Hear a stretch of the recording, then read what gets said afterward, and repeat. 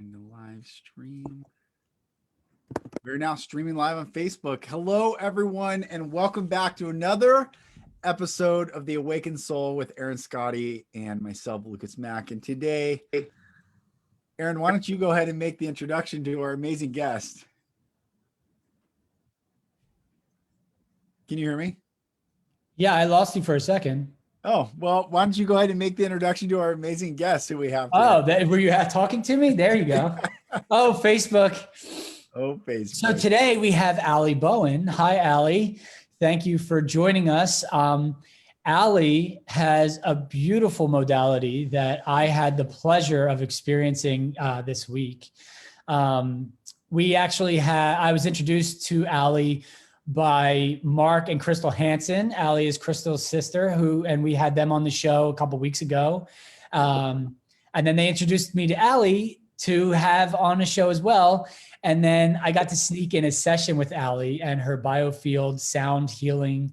And it was so incredible that I cannot wait to talk about it. So Allie, thank you for being here. Oh, you're welcome. Thank you for having me. Absolutely. So I wanted to start by just thanking you for that session. I feel amazing afterwards. I feel so much energy moving and shifting. I feel lighter. I feel connected to love and a higher vibration. I mean, it was so incredible. And I want to get into, how did you even get there? Like, is this something that you've always practiced your whole life? I mean, because it's so specific, and I've done a lot of healing work with a lot of healers. But the way you set it all up, it's not just tuning forks and sound bowls, but what you bring to the experience. And it was very ceremonial. And the way you spoke to me, you spoke to my soul. And I think that just heightened the experience. So like, where did you come up with it? Where did you stumble across it? Was it synchronicity that you just felt a calling? Like, tell us a little bit about how you got into this. Okay. Well, thank you so much. So there's a little bit of a backstory for sure. And I think it's an important one to tell, because I think that it's one in which a lot of us do resonate. I grew up in a small town in a conservative religion. And, when I was younger, I tried to do do all the requirements, right, to be a good person. I wanted nothing more than to be like everybody else. But I knew I was different. And by the time I was 8 years old, I somehow internalized that it was just not okay to be different. And I remember one day holding hands with my friend, and we were skipping through a field. We were going to the candy store, and this teenage boy was passing by, and he yelled out, he said, "You're gay."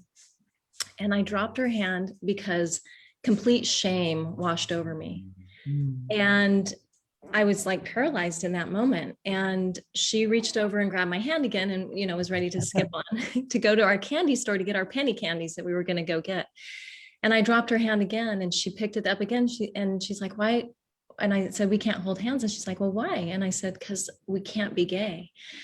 And she goes, "But we're not." For her, it just washed off like, water off a duck's back. For me, the truth of that statement penetrated.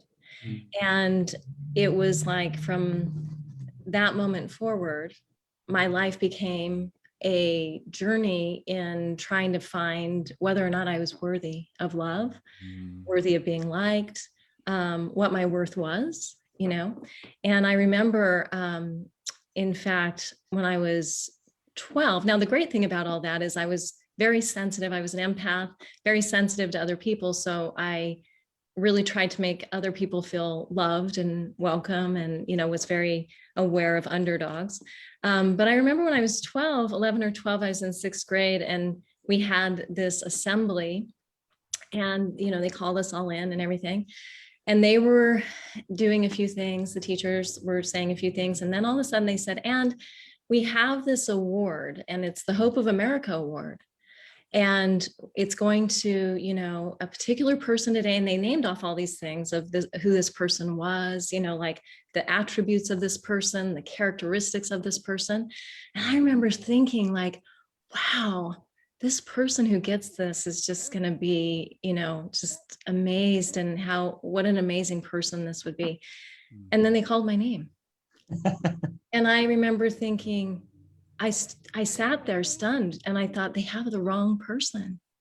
That can't be me, because, inside of me, there was this war going on inside. This anxious, chaos and mess within me. And so I, hesitantly got up and accepted the award. And I'll come back to that award because it's a really important marking in my life. Then, I went on in my life and through junior high and high school, always worried about if people liked me or not. And I had a lot of friends, and that's the irony, right? When you take on a social construct of what, society has told you are, or that you should be, or that you're bad, it really goes deep within, and it's hard to overcome that, on your own. And so all this was going on in my head. Nobody knew what was going on. Nobody knew I was this anxious mess. But I remember at times my hands would be so sweaty, because I was just so anxious about that someone was going to find out who I was. And I couldn't even yet accept who I was at that time. And so, I continued on my life. I kind of ran from it. And I kind of just, I was falling in love with all my female teachers. I didn't understand what was happening. It was just happening. And then when I was 29, I had been teaching in the church I was in. And I was teaching, there were doctors and attorneys and things. So I was spending like a lot of hours, with these lessons, 7 hours at a time, and feeling very, very close to God. And I remember one night studying, and I remember thinking, wow, this is the closest I'll ever get in my relationship to God, because I'm not fully being my authentic self. And I realized, in being in such a spiritual realm at that time, I realized that you can only get closer to the divine, or God, or source, or whatever your term is for that creator, the more authentic you are. And so at that point, I knew that I was going to either need to come out, or my relationship with the divine was not going to be anything other than what it was at that moment. And I really struggled with that, and ended up deciding it was better to end my life. And I actually had a very spiritual experience that saved my life, and ended up, then telling family and friends, and lost a lot of people in my life. Lost my church community. Well, I couldn't go back. Lost a lot of friends, lost a lot of family. And, it's still kind of, you can hear it a little bit. It still hits a chord within me. But what happened is, during that, and there was really 6 years of going through the dark night of my soul, and going through this valley of trying to heal, and trying to figure out, was it okay for me to be me? What did that mean? I had so much anger and actually hatred at one point towards the people who had been so mean to me for just coming out. I had never known hatred before. I had never really known what anger was before, until that moment, because to me it seemed such injustice to just say 3 letters and your whole life change, and people, how they treat you, completely change, even though you hadn't done anything different. And so I remember one time being so filled with anger, and I remember thinking, this is going to destroy me. I have to find a way out of this. And I remember getting on my knees and just, crying out and just saying, help me. How do I relieve myself of this? Because this is taking out all the light in me. And I remember feeling this download come through me of how to go through basically forgiveness. Mm. And I did that process that was downloaded for about a year. It took me a little over a year actually to forgive all of the people who had hurt me. Wow. And when I did, I felt such a release within me. And what I came to discover is that when we feel victimized or when we feel hurt, we can stay in that story. And if we stay in that story, it actually ends up really destroying us, because we're not meant to be victims, we're meant to be creators. And so as I shifted within me, I saw that energy shifting and me regaining the light that I had, in the past. And there's a number of other things. But I remember thinking to myself, wow, when we shift energy, we shift everything. Mm. My dad had talked a lot about energy when we were little, and it hadn't really occurred to me, till years later, what all of that really meant.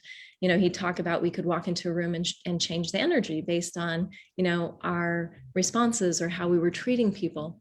Mm. And so, I ended up going kind of with towing the line of just, keeping with the job that made me money. But on the side, I was doing health and wellness coaching.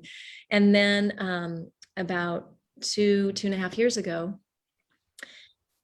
all of that started coming back into me, the energy. And because I started seeing, I was working at a spa, and I started seeing a lot of people come in who had some deep brokenness inside, and really wanting to help them heal, and thinking about my own journey. And I started to, look up online, different things, and I found Biofield tuning. And I thought, wow, this is it. I need some tools. These would be the tools that I need, and I just resonated with it. I got really excited about it. It made me think about my dad a lot. I had lost him at that point. He had passed away. And I thought, I'm just going to jump in this. And so I ended up getting fully tuned and all that. And I began to see how much more it just launched me, in my life. And it allowed me to be more accessible, like to access more of who I am and what I am inside. When we can get rid of our fear, when we can get rid of our anxiety, when we can get rid of the things that hold us back, the stories that hold us back, there's nothing we can't do. But, we need tools to do that. And I found that those tuning forks, and then I incorporated sound bowls. I found as I was working with people that it was helping to dispel these things and really helping people to rise to higher levels in their lives, and to be able to let go of their past stories, to rewrite those stories in a way that enabled them to move forward. And so that's kind of how I got in, to all of that. Wow, that's beautiful. Tell me about, because I left Christianity. I used to be a preacher and ran my own ministry and was on staff, other international ministries and all this. And I also grew up severely abused, and the chaos and the craziness and the smiles and the God bless yous and the heaven and the hell and all the confusion, all the craziness, all the chaos. But what denomination or what was that world that you came from? Well, first I want to say, Lucas, I'm sorry you went through that, because I feel your pain. That's tough. And it just shows you how strong you are, and the soul that you are, the amazing person you are. So I grew up in a Christian religion, and and this is where I come back to that Hope of America award. I think unintentionally in religion, I think religion can do such good. I really can, but sometimes, unfortunately, it's also used to control and to really injure a soul. Yeah. And I don't know if that's always intentional. I think many people have good intentions, and the churches oftentimes have great intentions, but I think that there's this disconnect sometimes that happens. The ways we treat each other are super important. I mean, if there's one thing that I can say, the way that you act towards another person or make that person feel is the most important thing that you could possibly do in that person's life, because how you treat them is going to affect them in a way that you may never fully understand. And I see that happening in churches sometimes. I saw it happening in my own church with me, things that would be said about gays. And here I didn't even know yet fully who I was, but I knew how different I was, and I wasn't ready to accept those things. Those words were like knives in my soul. And, and I tried very hard not to be gay. I married a guy when I was 19. I, dated. I tried so many things to just be like everybody else. And, but what I discovered is, I think the reason why I got that Hope of America award is because it was going to eventually help me to remember that my purpose, or one of my purposes in this life, I believe, is to help people in America and hopefully, outside of America, to see that they are worthy, that they are worthy of love, that they are worthy of kindness, that they are worthy of abundance, that they are worthy. They were born worthy, and that they have this inherent worth that no words can take from them, no labels can take from them, no bad experience can take from them, because it's theirs. It's a gift. It's who they are. And so that's now my mission, to help people find their worth again. It's beautiful. And you're definitely in alignment with your mission, because you're really, really good at that. Thank you, Aaron. Sometimes you need reminding, and I'll tell you, I had that experience. And one of the things you said too, when you were looking for your tools and your instruments and the tuning forks and the sound bowls, you're also using your voice and words as tools as well, right? Because Yes. I've been thinking a lot about this, and I've been doing this for myself, talking to my body, talking to my cells out loud. I think about water and the water experiment that are done, where you put a drop, you can put words like love, and then you put it under a microscope, and it's a beautiful snowflake looking crystal. Or if you write the word hate, it looks like sludge, right, under a microscope. And when you speak words to water, they shape accordingly. So then our bodies are made up of mostly water. Right. So how are we talking to ourselves? How are we talking to others? I mean, because it's in society, it's a little weird. So when I'm alone with Tyler, I will speak to his cells. I'll tell him how beautiful he is and how much he's loved. And see, I'm getting emotional now too, because it's normal. I mean, that's what love feels like. Yes. And we're all afraid to experience it. So, I feel like Lucas and I, when we do stuff like this, we're using our voice and words as healing tools as well, to remind people who they are. Absolutely. And I think those are your tools as well. And I felt them. Thank you. Thank you. And, and you brought up one important thing, the composition of our body, right? In 1994, the National Institute of Health actually measured our energy and said, we are electromagnetic energy. So basically we are a vibration and a frequency, right? And the fact that we are water, that we have so much water in us, is important, because frequency travels through water faster than almost any other modality. Right. And it's a conductor. It what? Water is a conductor. It's just like electricity, right?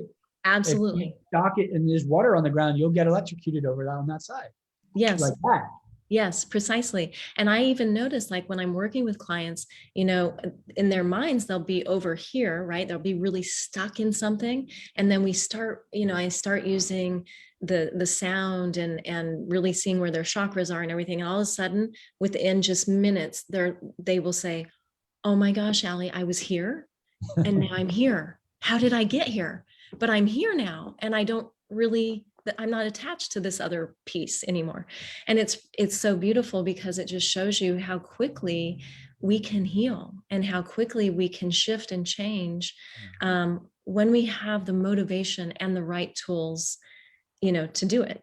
And I just love it when people have that epiphany, when they realize, wow, I don't have to be that old self anymore that is, self-sabotaging or, critical, all that kind of stuff. I can be this new person. I can be the true essence of who I am. I tell people, it's funny, we were born into this world as the true essence of who we are, right? This happy, joyful, loving, unconditionally trusting little baby. Bundle of joy. Yeah, bundle of joy. And then we go through life and we're slapped and smacked and, and kind of roughed up by words and life and people and all that. And really what we're trying to get to again is that true essence of who we are, And so it's like we get born as our true essence, and then we have this journey to find that true essence again. And what I love about the tuning forks and the bowls and everything and the vocalization is that it's such a gentle way. I mean, it's powerful, but it's also gentle. Not to say that people don't cry or that, there's some pain to go through, but it's a very gentle way of helping people move from one end to the other. And I just feel super grateful that I've found these tools and been able to utilize them in a way that's working for people. Nothing brings me more joy than to see somebody's life changed, So. Well, I'm grateful you found them too, and I'm grateful you found me. So, I'm grateful you found me. Gratitude party. Yes. But isn't it interesting how, all three of us at a soul level chose exactly where we wanted to go and start out, because we knew we were going to go through these challenges so that one day the three of us would meet up and collaborate and share our pain, or filter our pain into love, so we could share that love with the world and say, if I could do it, you could do it. I am you. Yes. Right. And you talk about it's gentle but powerful, such as love. We're told so many different ways. Love hurts, there's songs and all this stuff. And, love is soft and poofy and gentle. Sure. But it's also the most powerful frequency in the world. It can be both. It could be everything, right. We're told that vulnerability is weak, right. but it's the opposite. Love right. is, no, it's the opposite. Love is powerful. Vulnerability is power. It is. And, it's interesting too, because a lot of people think, oh, if you love people, then you're basically saying, well, I accept everything about you, and therefore you can just be a bad person. You can do whatever you want. No, that's not what we're saying. Is that there are, standards that we should all uphold, which is, treat each other like you want to be treated, be an honest person, go out and make a great contribution to the world, don't hurt other people, that kind of stuff. Those are standards we can all get behind, right? When you love someone, you're not saying, oh, that you can just be, that person can be nasty and mean and whatever, and you'll still love them. What you're saying is, I love who you are, and I love the person that you are, and I'm hoping and encouraging you to be your highest and best self. Because if we were all our highest and best self, then the world would be a better place. We wouldn't have a lot of the social ills that we have, and it's not that we're asking people or encouraging people not to have standards, or that it's just about love, no, it's important to be, a good person, to be kind, to follow the laws, things like that. But I think it is important too for people to start questioning, like, what social constructs have we bought into that are actually destructive to our souls and to our minds and to our bodies, giving all of our authority over to a doctor rather than listening internally to what we need. is not a good idea. That's not helpful. We have this super intelligent body. And if we tap in to our intuition, it tells us a lot. And that's one thing I try to work with clients, is really helping them to listen to their body. When I first started, I really, I was all excited, and I would tell people exactly what was downloading and what I was picking up, and, what they needed to do and everything. Now I realized, gosh, teach them how to do that for themselves. And so I've shifted that a little bit, Teach them how to fish, right? Yes. And because I want them to be able to have to be able to tap in and have that skill and that trust in themselves. Because when we trust ourselves more, and we trust our intuition, we trust that spirit being that we are, everything in life goes better, and it's a beautiful thing. How, like, working with Erin specifically, when you prepare, or someone comes to you, how do you prepare for their energy, and how do you get clear that energy? So I prepare first through meditation and prayer, because I want to tap in before the client comes. I want to tap into their energy. And it's interesting, people go, well, how do you tap into their energy? Well, we're all connected, and through what's called plasma, and quantum physics, has really define this for us. We used to think that the stars hung in the sky through gravity, but no, we actually realize now that it's actually plasma that keeps them hung in the sky, and it keeps us connected. Plasma keeps us connected. So if I'm thinking about you, Lucas, and then all of a sudden you call, we've connected through plasma, right? And so if my intention is focused on my client, and I'm thinking about their name, and I'm visualizing them, I'm picturing them, it allows me to tap in kind of to what they're feeling that day or might be experiencing. And I always ask, for my angels, my guides, to help me to know what they need that day, to give them the right medicine and the right amount of medicine, sound medicine for them. And then I call in our angels, I call in our guides when the client comes, because I know it's not me doing this. I know that, I'm just being used as a vessel to help, bring to this person messages that they need, guidance that they need, those kinds of things, because we're all here to help each other. I really believe that,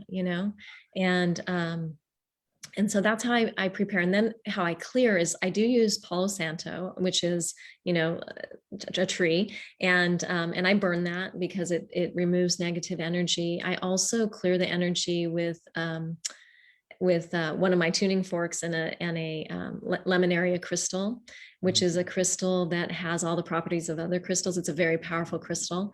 In addition, energy is very sensitive. We can command lower energy in particular. So, and it's really quite beautiful, because now here's the connection to religion, right? In religion, a lot of us it's not unusual for us to know about, like, you can command, get thee behind me, Satan, things like that, right? That kind of stuff.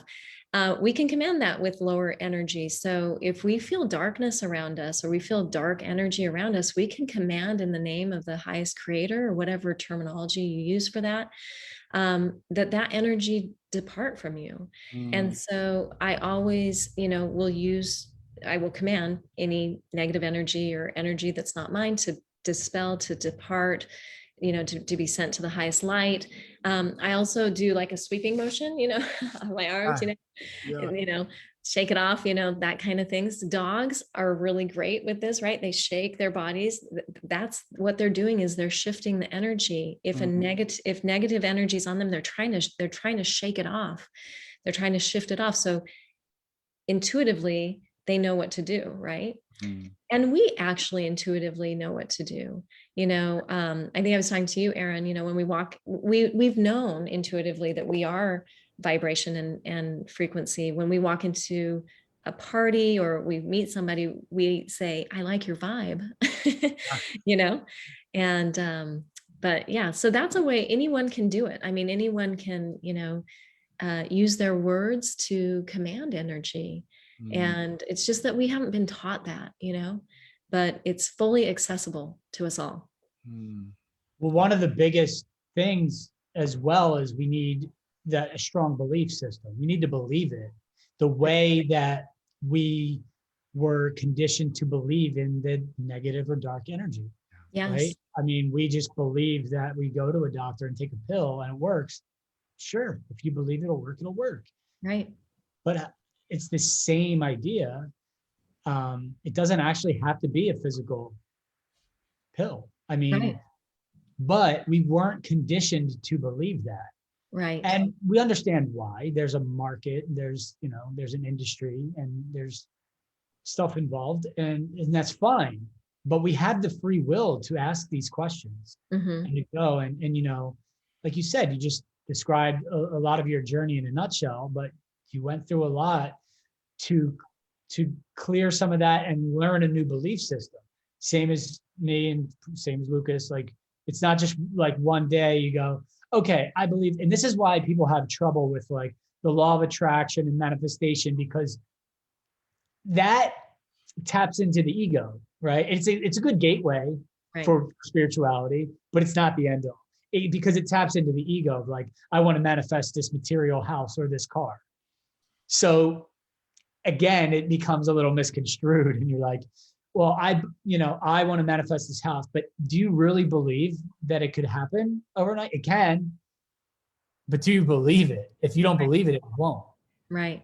And it's Right. same thing with healing. Like it takes different timing for different individuals. Right. You know, it took me a long time. I've been dealing with the dark night of the soul. I think I've gone through it in 4 or 5 years now, in waves, but there's growth, right? And I understand a lot of people just, once you cross that threshold and you start to see and you start to understand, there's really no turning back. You can't just pretend that you don't know the greatness that is God, Right. the greatness that is the creative source of all that is, ever was, and ever will be, right? Right. Once you see it, and then you can, I think the hardest part is seeing the darkness and the control that it's had historically over the world. Right. And you can get stuck in that too. And I admit I did for a period of time where I thought that enlightenment was also seeing and understanding that side of things. And it is a part of enlightenment. You're enlightened to certain things that have been going on that you were blind to before. Yeah. You don't stop there. You keep going, and then you see what's on the other side of it. To go, oh, this is true. This is also true. Now that's where we get to choose. Heaven on earth, hell on earth is just a choice. Which way do you want to look? Yes, absolutely. I think, and I love that you shared that. I think one of the things that's really gotten us clogged up is that I think when the age of reason came about, before the age of reason, sure, there was superstition and all that, and that wasn't good. But what was great is that so many people at that time actually tapped into intuition, and women in particular were super good at it, and so good at it that when the age of reason came about, right, they ended up burning all the women that were really good at it and said that they were witches.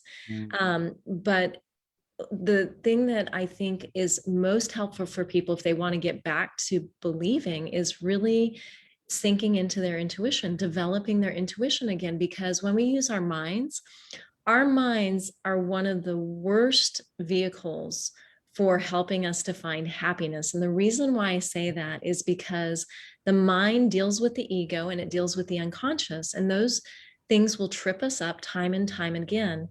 However, our intuition, our soul, right, has led us for a long time. And if we can sink into that, and access the wisdom that's in there, it's phenomenal. And the belief, as you tap more into that, your belief grows, because you begin to see, as you listen to yourself, as you listen to your soul, as you listen to your intuition, you begin to see, wow, this is real. This is true. This is leading me down the right path, even though it doesn't make sense, maybe logically, right? When I started my business, I only had 4 clients because I was working 60, 70 hours at a spa and, didn't have a lot of time. And I had those 4 clients and I was like, I'm just going to go for this.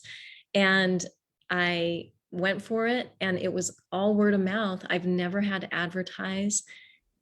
And I knew that I was supposed to do it. I didn't know all the steps of really making it happen or all that. But once I just took that step, I listened to my intuition, I took the step, everything else began to work out, because the funny thing is when you tap into your intuition as well, and you take that first step, once you get started in it, you're going to know the next step to take. It's really interesting what happens. It's almost like your angels, your guides, the universe begins to work on your behalf. And now I'm fully booked. I mean, every day I'm open, I have my schedules full. And again, I've never had to advertise. And I don't say that, in a cocky way. I say it in a very humbling way, and in such gratitude, because it showed me that when we listen to our intuition and we take that first step, we will be guided after that first step, and you will learn what to do. And you just need to trust yourself. And I'm starting to believe now too, that people's dreams, we all have this dream inside of us of what we're meant to do in our lives. I think, when you got that dream, I think what you're supposed to do when you have it, when it's the dream that you don't know the steps for. That's the indicator. The dream that you don't know the steps for, that's what you're meant to be doing. Because it's almost like, the creator, universe, divine source, whatever, is saying, you know what? I want you to tap in to you.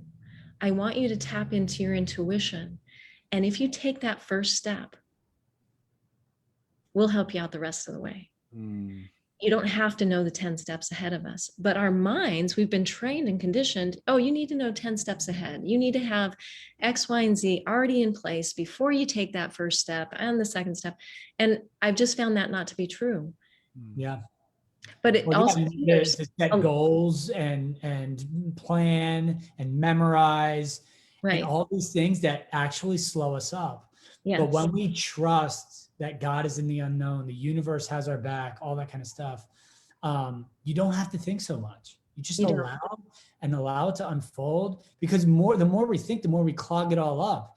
But an easy way to start too is to start to look for synchronicities. I just saw a butterfly as I said that, by the way. I love that. Because my logo is a butterfly. Your logo is a butterfly.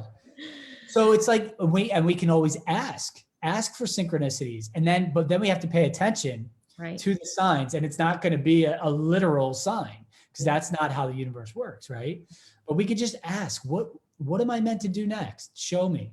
And then stay open to the signs. And then when you meet somebody who just quickly crosses your path coincidentally, understand that maybe that's not a coincidence, because it's probably not. Yeah. And just see what that person might just say one sentence that sticks and goes, oh, and then guides you there, and then guides you to this, and then guides you to that. You didn't have to plan that. You didn't have to set goals. You didn't have to memorize anything that you were going to say. You just allow. And then in the next moment, allow. It's the same thing as us coming on here. I had no idea the conversation and how this was going to unfold, but it feels good. I'm vibrating like the whole time. As you speak, as you say things, I resonate. And I'm like, we all grew up feeling alone because we were different. I don't feel alone on this call. Yeah. In fact, not just with the three of us, there's something greater that is just with us in this moment, in all moments, that you just don't have to feel alone. And maybe we're not weird, maybe we're not alone or different, but paying attention to the synchronicities, ask the universe, what am I meant to do next? I mean, there's a really good book right here called Ask, The Bridge from Your Dreams to Your Destiny. I love that book. Read that? Written by Mark and your sister, Crystal. Yes. But it's so true. We can literally ask out loud. And if you feel shame, or you feel peer pressure, and that's weird, and don't do that, then you're missing out on life and all that life has to offer. If you want to do it, go in private. I found a park that I go stand with my bare feet on the ground. I have the sun coming through my crown chakra, just like you told me to. And it comes down and it pulls through the earth, but I speak out loud. I talk to the sun. I talk to God. I talk to the universe. I talk to guides and angels. I talk to my body. I talk to my cells out loud so that my ears hear it, because we've been doing it all our lives anyway. Right. We've just been saying the wrong things. Yeah. And when I say we, I mean society, because obviously look where we are now. Mhm. And we as a society are believing in fear because that's all we're talking about. Right. If we talked about something else out loud, Yes. we're always in a state of healing. We're always in a state of joy. We're always in a state of love. Things will start to change. Yes. And I love that you brought that up too. We often think that safety is the opposite of fear, but it's not. Gratitude is the opposite of fear. And so, people who are fearful, if they would just get into a state of gratitude, and there's a psychologist, and I think I keep calling him Andrew Acor, but it might be Sean Acor. I have to look it up. Anyway, he brought positive psychology into the mainstream. And he talked about keeping a gratitude journal, and the importance of doing that. What he found is as people did that, they felt happier. And so, writing 3 new things down each day,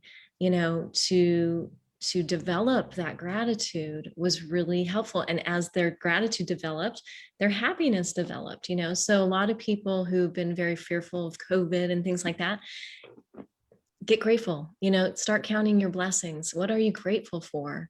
Instead of focusing so much on the fear. What is it about your body you are grateful for, or your life, or your friends, or your community, those kinds of things? Because when we stay in fear, and I shared this with you, Aaron, that The Guardian, which is a paper in Britain, they, were doing a study and discovered that, okay, our hearing, we hear at 20 hertz. And at 19 hertz, it can make us feel nauseous, things start vibrating. It doesn't make us feel good. It disrupts the body.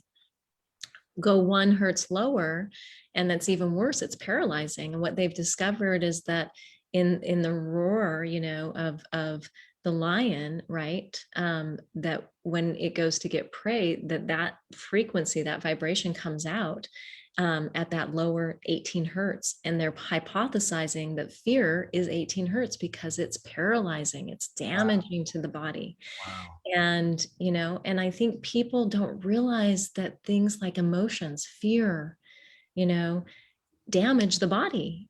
It damages cells in your body. When we lie to ourselves, when we lie to others, it damages our cells in the body. It actually ages us. So, it's important that we begin to understand how emotions play a key role in our health. And when emotions aren't processed, they get stuck in our bodies, that because they're energy. So that energy gets stuck. Energy gets stuck, then that's not energy in motion at that point. Right. And it's when right there for us, and it's right there. Yeah. And when our energy's flowing, that's health. When it's stuck, that's disease. And if people want to feel better, start thinking better, start having better emotions. That's a first step. And it sounds simple. It's harder to do than you think, because when we've been conditioned to think certain ways, or, trained to think certain ways, yeah, it takes some effort, but we are mighty manifestors, 1, and 2, our brains are super malleable. Like, even though, we have one groove that's been going down our neural network pathway for a long time, that groove of fear or whatever it is, we can shift that to another track. We just have to make some effort to do it and be, mindful. And it's a life changer if people can do it. That's beautiful. It's interesting that people, you said it right, that safety is not the opposite of fear. And everyone who's buying into the fear narrative right now thinks they're being loving, which is the irony, is that perfect love casts out fear. And so if we're in fear, it's not that we need safety, it's that we're lacking perfect love. And perfect love is infinite and unconditional. And the irony of what you experience, what I experienced in the presentation of perfect love, God's love, is that it was conditional, and there is no such thing as conditional love. Love's always infinite and it's always unconditional. So what we're seeing right now is the breakdown of the false narratives. However, without us being in contrast to invite people to come out of fear, like you were saying, like to vibrate in gratitude, be the invitation to rise, stand, breathe, ground, live, receive, like all the beauty that is nature, the truth that is nature. Thank God we exist, because it would be a very dark place. And yet they think, in those in fear, think we're the blocks for their safety. And it's Right. just this interesting paradox that's taking place right now. And yet, like Aaron saying, he's vibrating high, listening to you, you healing other people. We can't heal people when we're in fear. We can't heal people Right. when we're in pain and disease and stuck and ungrounded and ungrateful and all these things. And yet here we are coming together, holding space for other people to think differently, talk differently. And it's really beautiful, Ali. Really, it's really beautiful to hear your perspective, because it's incredibly gentle. And Oh, thank you. your tone is very gentle, very melodic, it's very velvety. And I'm like, man, this is such a sweet, like, and that's what we need. The world doesn't need more harshness. The world doesn't need more conditional love and tell me the truth of you and and you're out. Like, are you kidding me? Didn't Yeah. Jesus say, they asked him what the greatest commandments are, and he said, love God and love your neighbor, for in this are all the prophets and the law. Like, it's just to love people, love the crap out of them. And that's what we're here for. We are. And thank you, Lucas. I love that. And, you know, one thing that I really hope people start understanding too is that we have to hear each other. We have to listen to each other, you know?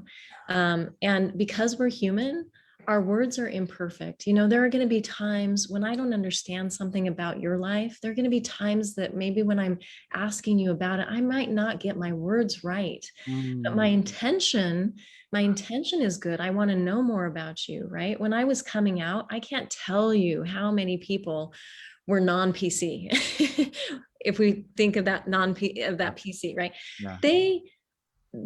Stuff would come out of their mouths that was really offensive, that really hurt my heart. But what I realized their intention was good.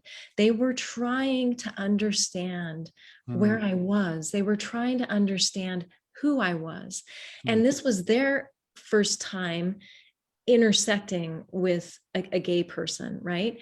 And I had to sink deeper, and it took me a while to get there. I was not perfect in that, and it made me mad at first, but I came to understand that I had to let them speak those words that sometimes were hard for me to hear, because they were trying to come to understanding of who I was. If I had shut them down, if I had said, oh, you have to speak perfectly to me and you have to get all the right words, you know, so you don't hurt my feelings, we would have never gotten past that impasse. And I think, you know, that's what we have to understand as human beings, is that we are imperfect. And if we demand of each other to speak perfectly to each other, and all of that, why we're trying to understand each other, it's going to shut us down, and we're not going to have communication. But if our intent is love, that's going to come through even as we're talking, right? And it's going to enable both parties to realize, okay, you know what, I need to give a little bit. This is the first time they're coming to an understanding of something. And, you know, and we're on this journey, in this crucible together, to try to raise our level of vibration, try to raise our level of understanding higher. And that only comes from being real with each other. Yeah. And you know, it's funny because everyone wants, and again, this is conditioning. Everybody wants to define things so they feel what? Safe. So the English language in particular, all language, but the English language is so confusing. Yeah. If you really think about it. And that's on purpose. Somebody created it, right? And it's used in certain ways as a weapon to continue to control and mislead. So trying to define God or love, which I believe are synonymous. God is not some physical man sitting in a chair in the sky that we were taught. Like, I grew up Catholic, you know, and God's not going to punishing us, or, he's allowing the free will to punish ourselves if we choose to.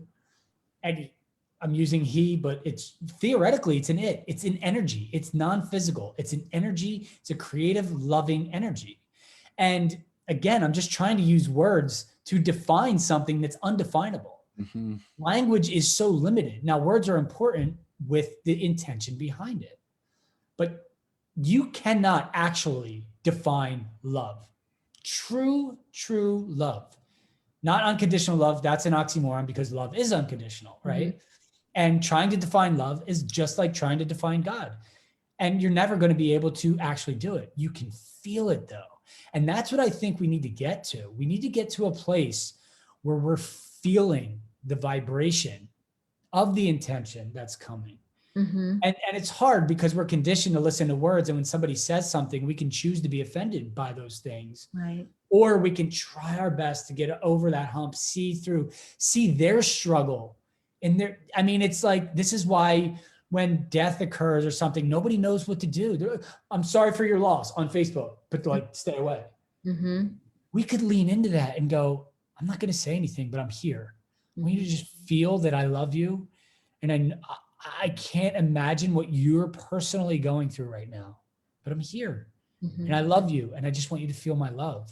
Mm-hmm. And I'm always here if you need to talk, and I can just be quiet or something.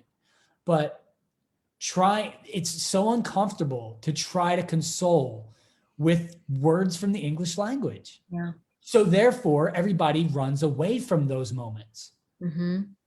And I'm trying to get to the place where I lean in. I had an experience with a guy on the phone yesterday. I was on the phone for 4 hours trying to get something taken care of. They must be slammed right now with this pandemic situation. And he solved my problem after 4 hours. And I could have just said, thanks, now I'm late and I'm busy and I got to go. But I took 10 minutes to talk to this person.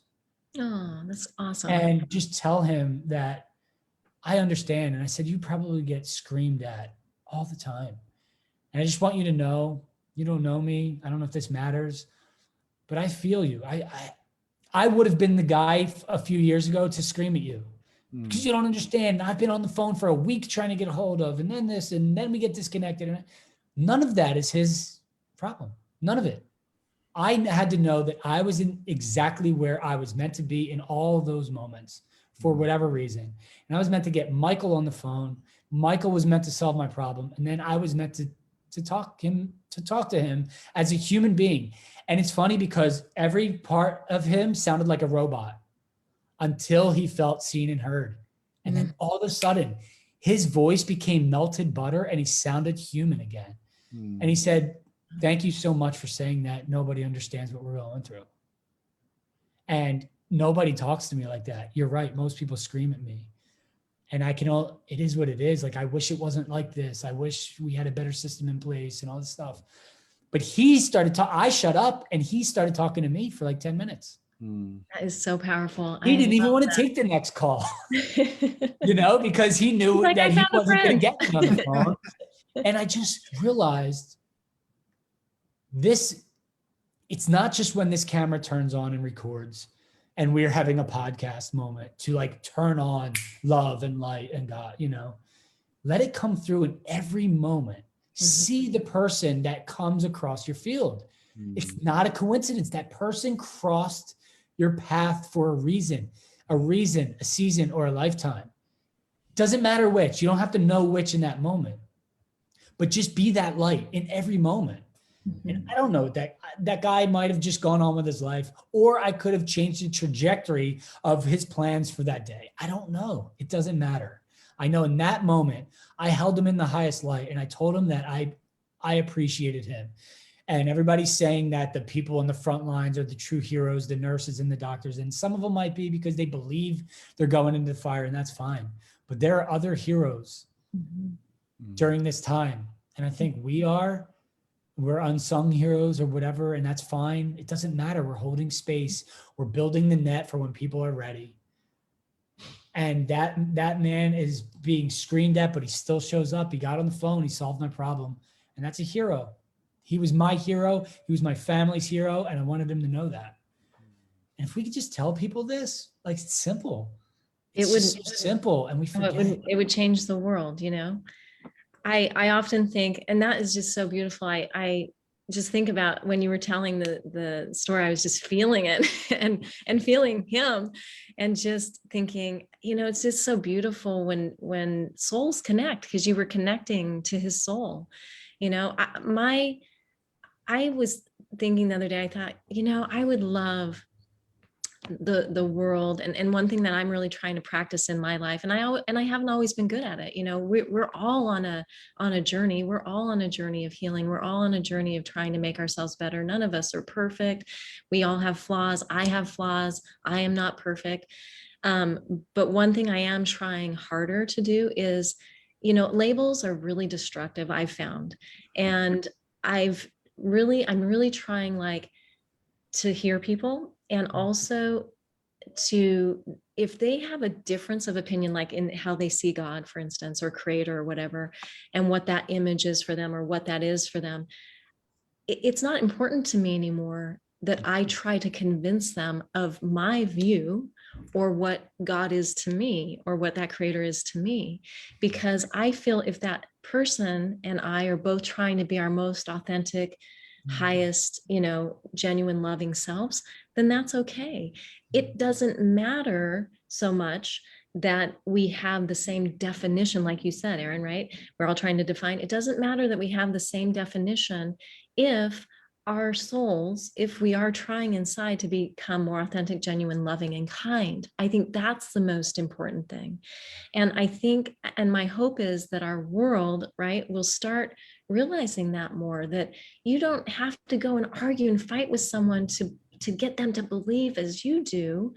You know, just try to see where you do come together, and see who that person is inside, you know, see what their heart is. What is their heart, right? Right. Because love is a universal language. Yeah. So if someone's understanding of God leads them to live a life of kindness, love, and compassion, who cares what definition they have? Who cares? Right. It's the same. That's the same definition, right? Love, kindness, compassion, all that stuff is a high vibration, and we can feel it. And we go, I'm glad you got there that way, because how would we expect anyone to get there the same way when we all live completely different visceral circumstances through life? And that's true diversity. Yes. Isn't it a beautiful thing that you lived the life you lived and you went on this journey, and then I went on this journey, but we can come back to this different definitions. Does it matter? Right. I mean, there's over Mark knows the exact number, but there's like 368 definitions of God, or whatever you want to call it, right? It's like, but then who's right? Right. If it leads you to love, true, pure love, then it's spiritual truth. It's spiritual truth, right? And that's what I said. You know, then that's why during the journey I went on, I really discovered that spiritual truth was really anything that helped a person become a more authentic, loving, genuine, kind human being. That is spiritual truth. And it may come from a church. It may come from nature. It may come from, you know, your wise Uncle Joe or whoever. It may come from your enemy. It may come from someone who has completely different political view than you do. They may say that nugget, that golden nugget that pierces your heart in such a way that it makes you do a 180 in your life. I've seen it happen to people. And, you know, and that's why I think it's important to shed those labels. It is important to not have to demand that people speak perfectly to you, or demand that people have the same definitions for things as you do. As long as we're all trying to become that more authentic, genuine, loving being, then we're all living spiritual truth at that level, right? That's right. So beautiful.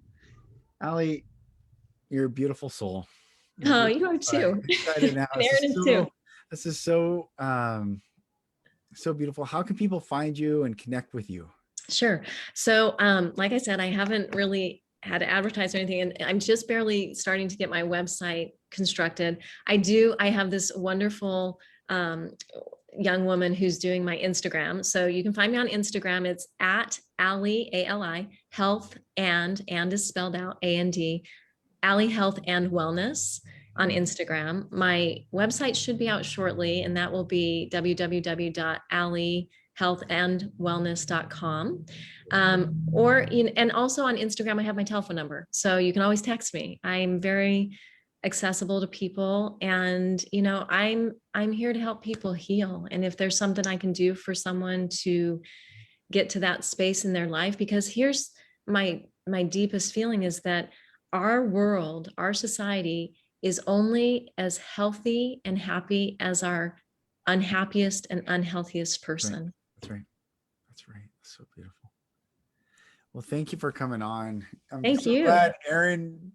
It's really fun to see you two talk too, because you have this beautiful connection. You've done so much for Erin, and you guys, thank you. And everyone watching, thank you so much for tuning into another episode of The Awakened Soul, and we will talk to you on the next live. Thank you, Lucas. Thank you, Erin. I just love you everyone. both. And thank you for the great service that you're doing for everyone out there. I'm so appreciative and grateful for both of you. Thanks, Allie.